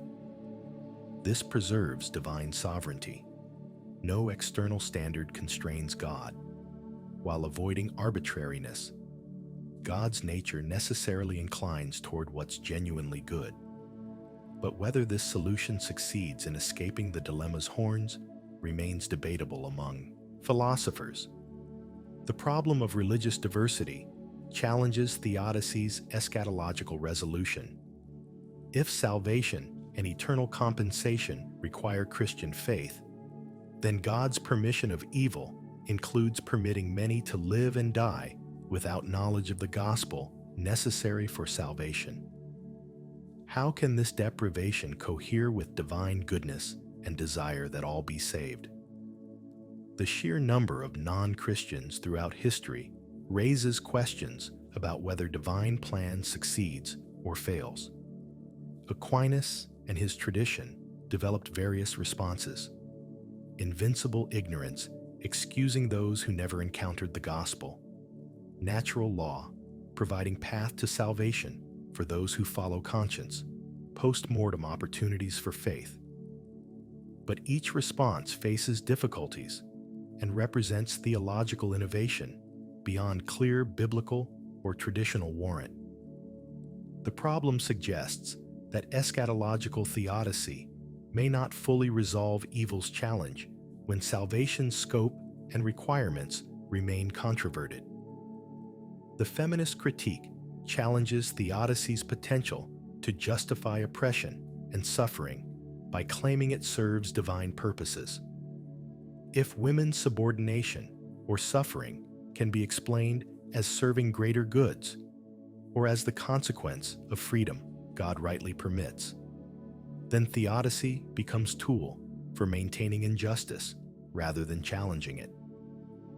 Theodicy must be formulated carefully to avoid becoming ideology that sacralizes evil rather than explaining it while maintaining motivation to resist it.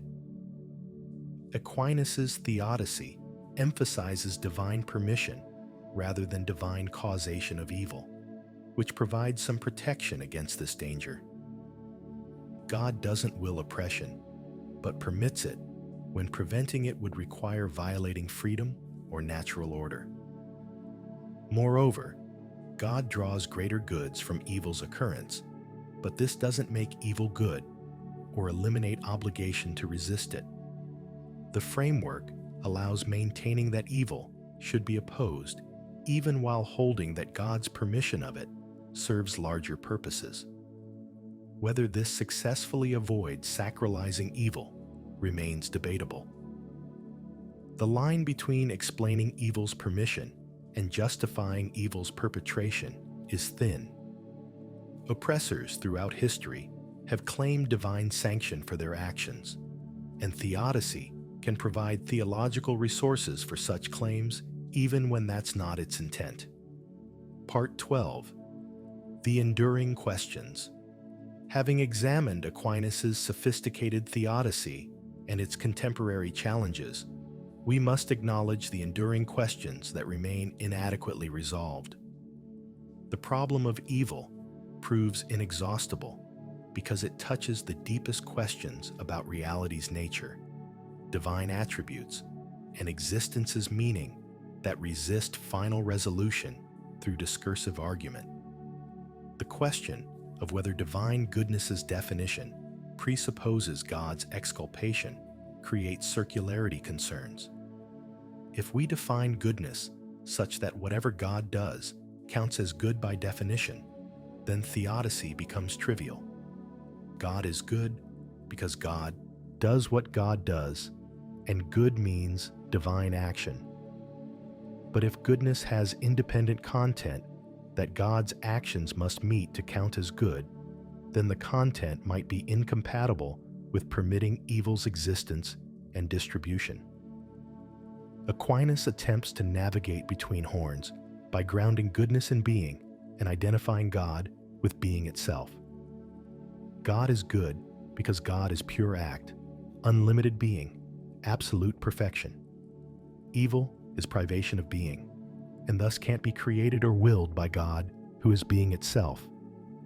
But whether this successfully avoids both horns remains questionable because defining goodness through being already builds in conclusions that support theodicy's success. The question of whether the best possible world exists challenges theodicy's coherence. If there is no best possible world because any finite world could be improved, then God cannot create the best. But if God creates less than the best while able to create better, doesn't this impugn divine goodness? Aquinas denies that God must create the best possible world because creation is free divine act motivated by generosity rather than obligation.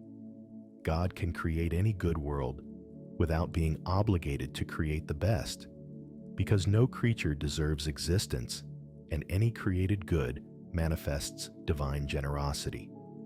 This response faces the objection that while God might not be obligated to create the best, we would expect omnibenevolent God to create the best if one exists. If no best exists because any world could be improved infinitely, then any creation will seem arbitrary. Why this world rather than a better one? The question of whether privation theory captures evil's phenomenology remains controversial. From the sufferer's perspective, evil seems aggressively positive rather than merely absence. Malice feels like positive force rather than lack. Suffering feels like something imposed rather than something missing. The metaphysical thesis that evil is privation might be true at some abstract level while failing to capture evil's experiential reality. Aquinas would respond that phenomenology can mislead about metaphysics. Things can seem one way experientially while being another way ontologically. The earth seems stationary while actually moving. Space seems continuous while actually consisting of discrete particles. Similarly, evil seems positively real while actually being privation. But whether metaphysics should trump phenomenology in ethics remains debatable since ethics concerns lived experience more than abstract nature. The question of whether greater goods actually justify permission of specific evils faces the problem of incommensurability. How do we measure whether free will's value outweighs Holocaust's horror? How do we determine whether stable natural order's good exceeds mass disaster's cost? The goods and evils seem incommensurable in ways that prevent the precise weighing theodicy requires. Aquinas acknowledges that we cannot make these judgments comprehensively from our limited perspective. We should trust divine wisdom's judgment that permission serves best overall order, even when we cannot demonstrate this.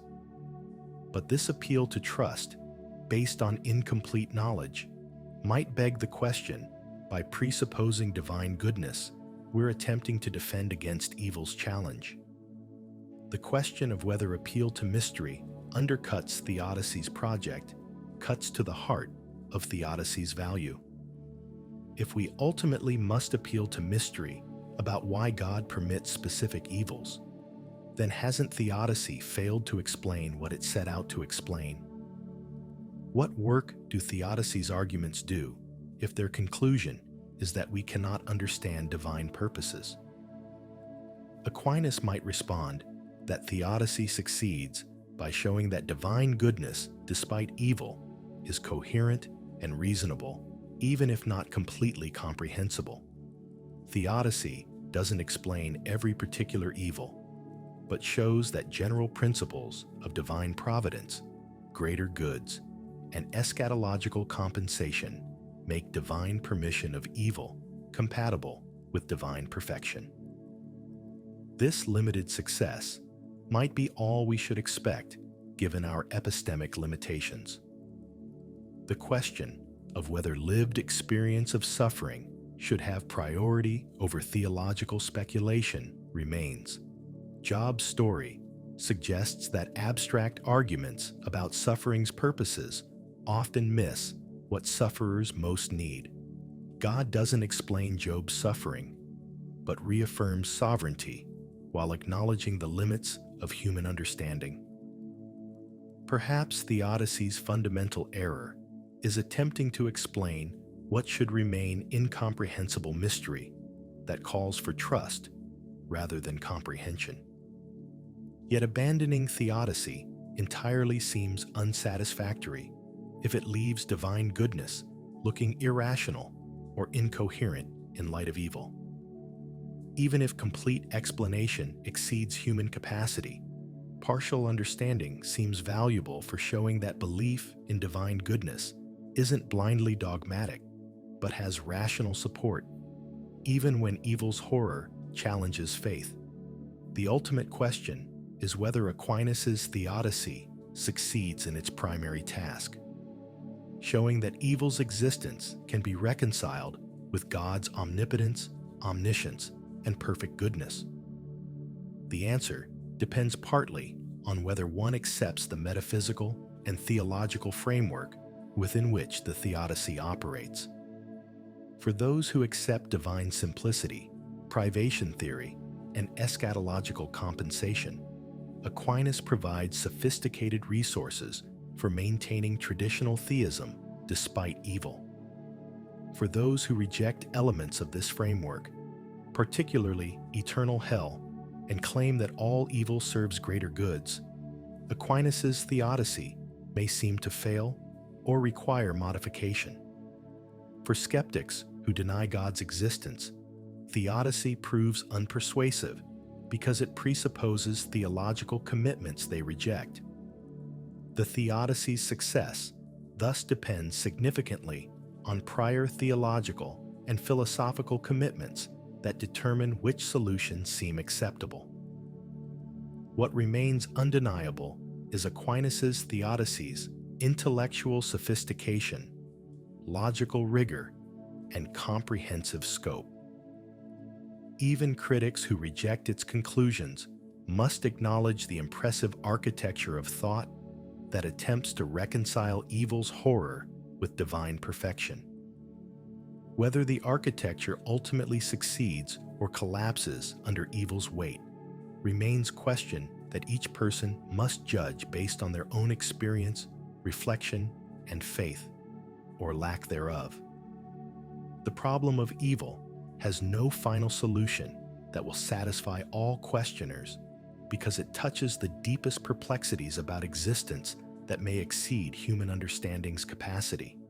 What Aquinas offers isn't closure, but framework for thinking about evil that has sustained believers through centuries while being continually challenged and refined.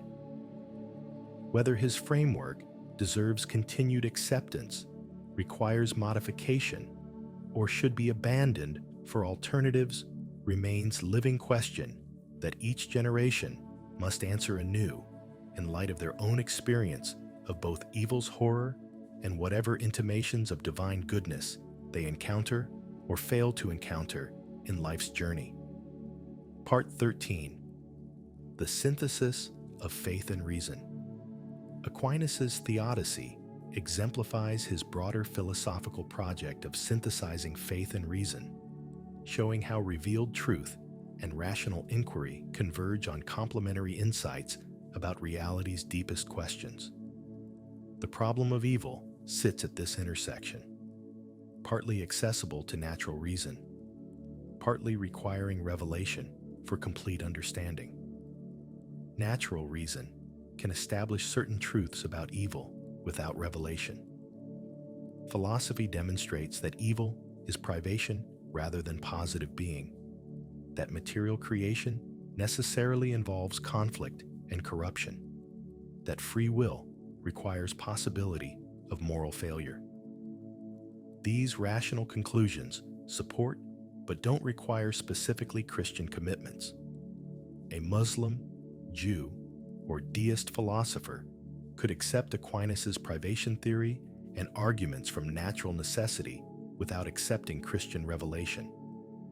However, reason alone cannot establish truths essential for complete theodicy. That God became incarnate to redeem humanity from sin, that eternal life compensates temporal suffering, that divine providence orders all things to beatific vision. These claims require revelation's authority rather than following from rational demonstration. Aquinas' complete theodicy thus combines what reason discovers with what revelation teaches, creating integrated framework that exceeds what either source provides alone. This synthesis faces the challenge of maintaining appropriate boundaries between faith and reason. If theodicy depends essentially on revealed doctrines, can it satisfy rational demands for explanation accessible to natural knowledge? If theodicy relies only on rational arguments, can it adequately address evil's deepest existential and spiritual dimensions? Aquinas navigates this tension by distinguishing preambles to faith. Truths reason can demonstrate like God's existence and governance, from articles of faith. Truths requiring revelation like Trinity and Incarnation. The theodicy's basic structure belongs to preambles, showing rationally that divine goodness coheres with evil's permission. But theodicy's full resolution requires faith's articles, particularly eschatological doctrines about compensation and judgment. This means Aquinas offers two-level theodicy. For those who accept only natural reason, he shows that evil doesn't logically contradict divine attributes, and that greater good principles make divine permission comprehensible. For those who also accept revelation, he shows how specifically Christian doctrines provide deeper resolution by explaining how God draws redemptive good from sin and compensates all suffering eternally. The question arises whether the natural level suffices independently or requires completion through revelation. Can purely philosophical theodicy justify continued belief in divine goodness? Or does adequate response to evil require specifically Christian hope? Aquinas' system suggests that natural theodicy provides sufficient rational defense against atheism, but insufficient existential and pastoral resources for sustaining faith through actual suffering. This creates interesting implications for interfaith dialogue about evil. Insofar as theodicy rests on natural reason, privation theory, greater good principles, free will defense, it provides common ground for monotheists across traditions. Muslims, Jews, and Christians can agree that evil is privation, that free will requires risk of sin, that ultimate justice requires afterlife. These shared rational commitments don't eliminate disagreements about specific doctrines, but establish framework for productive dialogue. However, theodicy's complete adequacy seems to require specifically Christian claims about incarnation and redemption that other traditions reject. This suggests either that natural theodicy suffices and Christian additions are bonus rather than essential, or that complete theodicy is tradition-specific and no universal rational resolution exists. Aquinas' commitment to natural theology suggests the former, but his emphasis on incarnation's centrality for understanding suffering suggests the latter. The relationship between theodicy and theology raises questions about method and priority. Does theodicy begin with problem of evil and construct theological responses, or does it begin with theological commitments and show how they address evil? Aquinas clearly does the latter. He presupposes Christian doctrine and shows how it handles evil rather than starting with evil and discovering Christianity as solution. This makes theodicy internally coherent for believers, but potentially question-begging for skeptics. If you already accept divine simplicity, providence, and eschatology, then showing evil's compatibility with these becomes relatively straightforward. But why should skeptics accept these premises? Don't they require independent justification before they can support theodicy? This threatens regress, where theodicy requires theology, which requires theodicy. Aquinas would respond that theology and theodicy form mutually supporting system rather than linear argument. Various doctrines support each other's plausibility, and the system's overall coherence provides cumulative evidence for its truth. Evil's compatibility with system adds to cumulative case without depending solely on premises that themselves require complete demonstration. The synthesis of faith and reason in theodicy also raises questions about theology's proper confidence. Should theological speculation about evil's purposes claim certainty or remain appropriately tentative? Aquinas' method combines confident assertion of certain principles. God is good, evil is privation, providence governs all, with humble acknowledgement of mystery about specific divine purposes and particular evil's roles. This balance between confidence and humility seems appropriate for theodicy's nature. Some truths about evil can be known with certainty through revelation and reason, but comprehensive understanding of how all evils serve divine purposes exceeds human capacity and requires trust in divine wisdom. Theodicy succeeds not by eliminating mystery, but by showing that mystery is appropriate given our epistemic limitations, and that what we can know provides sufficient reason for continued faith. Part 14. The Legacy and Living Questions. Thomas Aquinas died in 1274, but his theodicy's influence extends through 7.5 centuries of Christian thought. His synthesis of Aristotelian philosophy with Christian theology provided framework that dominated Catholic thought and influenced Protestant traditions despite Reformation controversies. Understanding his legacy requires tracing both faithful development and critical response to his approach. The Dominican tradition preserved and developed Aquinas' theodicy through figures like Cajetan and John of St. Thomas, who clarified distinctions and defended conclusions against objections. This scholastic tradition emphasized theodicy's systematic character and precise terminology, sometimes at cost of accessibility and pastoral sensitivity. The intricate arguments about divine simplicity and privation became increasingly technical, creating a gap between academic theology and lived faith. The Protestant Reformation generated diverse responses to Aquinas' theodicy. Luther and Calvin emphasized divine sovereignty and human depravity in ways that heightened the problem of evil while providing different resources for addressing it. The Reformed tradition's emphasis on God's glory as creation's primary purpose shifted theodicy's focus from human welfare to divine majesty. If God's self-glorification justifies creation, including evil's permission, then anthropocentric objections lose force. However, Reformed emphasis on divine sovereignty intensified the problem of God's relationship to sin. If God's will determines all things, doesn't this make God the author of sin, even if not directly willing evil? The distinction between God's decretive will, what God determines to occur, and God's preceptive will, what God commands creatures to do, provided partial solution, but generated new puzzles about divine will's unity. The Enlightenment brought new challenges as thinkers questioned theodicy's need and possibility.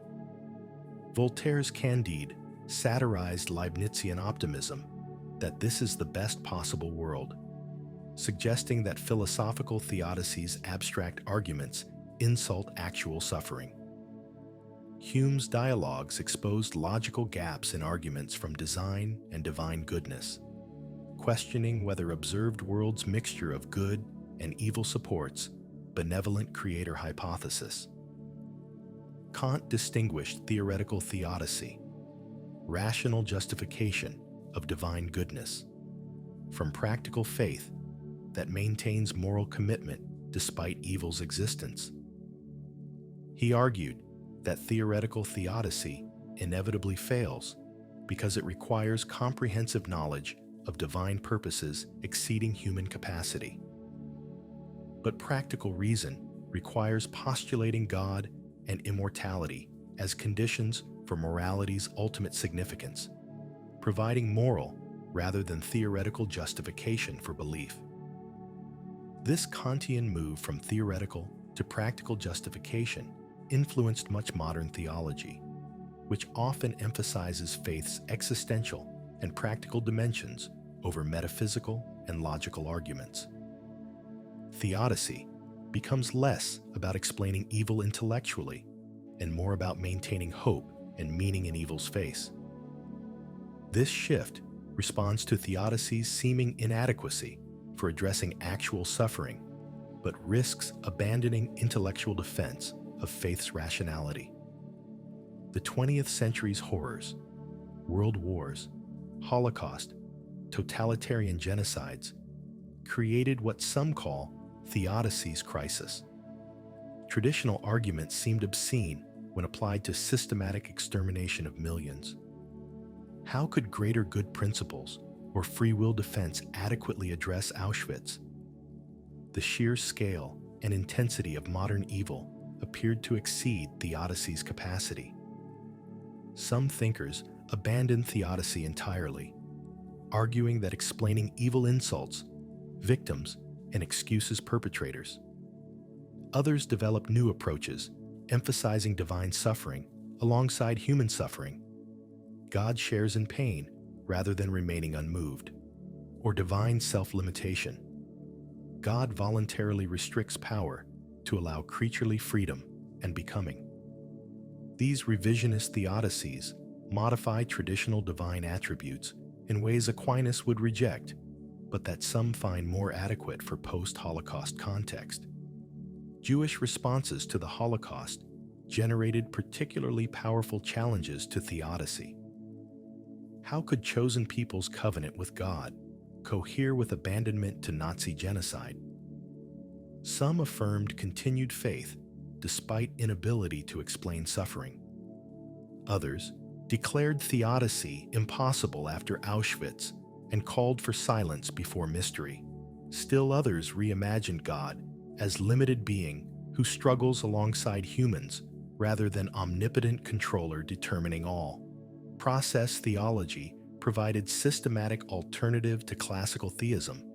By reconceiving God as temporal being who experiences change and influence from creatures. In process framework, God doesn't control all events, but lures creation toward good while being affected by creatures' choices. Evil occurs when creatures reject divine lure, making God suffer evil's consequences without being responsible for its occurrence. This protects divine goodness at cost of divine sovereignty and raises questions about worship's appropriateness toward limited deity. Liberation theology shifted theodicy's focus from explaining evil to resisting it. Rather than justifying God's permission of oppression, theology should support victims and challenge injustice. Theodicy risks becoming ideology that sacralizes suffering rather than mobilizing against it. This practical turn doesn't eliminate intellectual questions about evil, but subordinates them to praxis of resistance and transformation. Feminist theology challenged theodicy's gender assumptions and patriarchal frameworks. Traditional theodicy often explained women's subordination as natural or as consequence of Eve's sin, providing theological support for oppression. Feminist reconstruction emphasizes God's solidarity with suffering and divine desire for justice, rejecting explanations that make evil serve divine purposes in ways that excuse perpetrators. These diverse responses to Aquinas' theodicy share recognition that something seems insufficient in traditional approaches when confronted with modern evil's scale and intensity. Whether the response involves modifying divine attributes, emphasizing practical over theoretical theodicy, or abandoning explanation for resistance, all acknowledge that classical theodicy's confidence seems misplaced after 20th century's horrors. Yet Aquinas' framework retains defenders who argue that modifying classical theism's divine attributes creates more problems than it solves. If God lacks omnipotence or omniscience, worship seems less appropriate and ultimate hope less secure.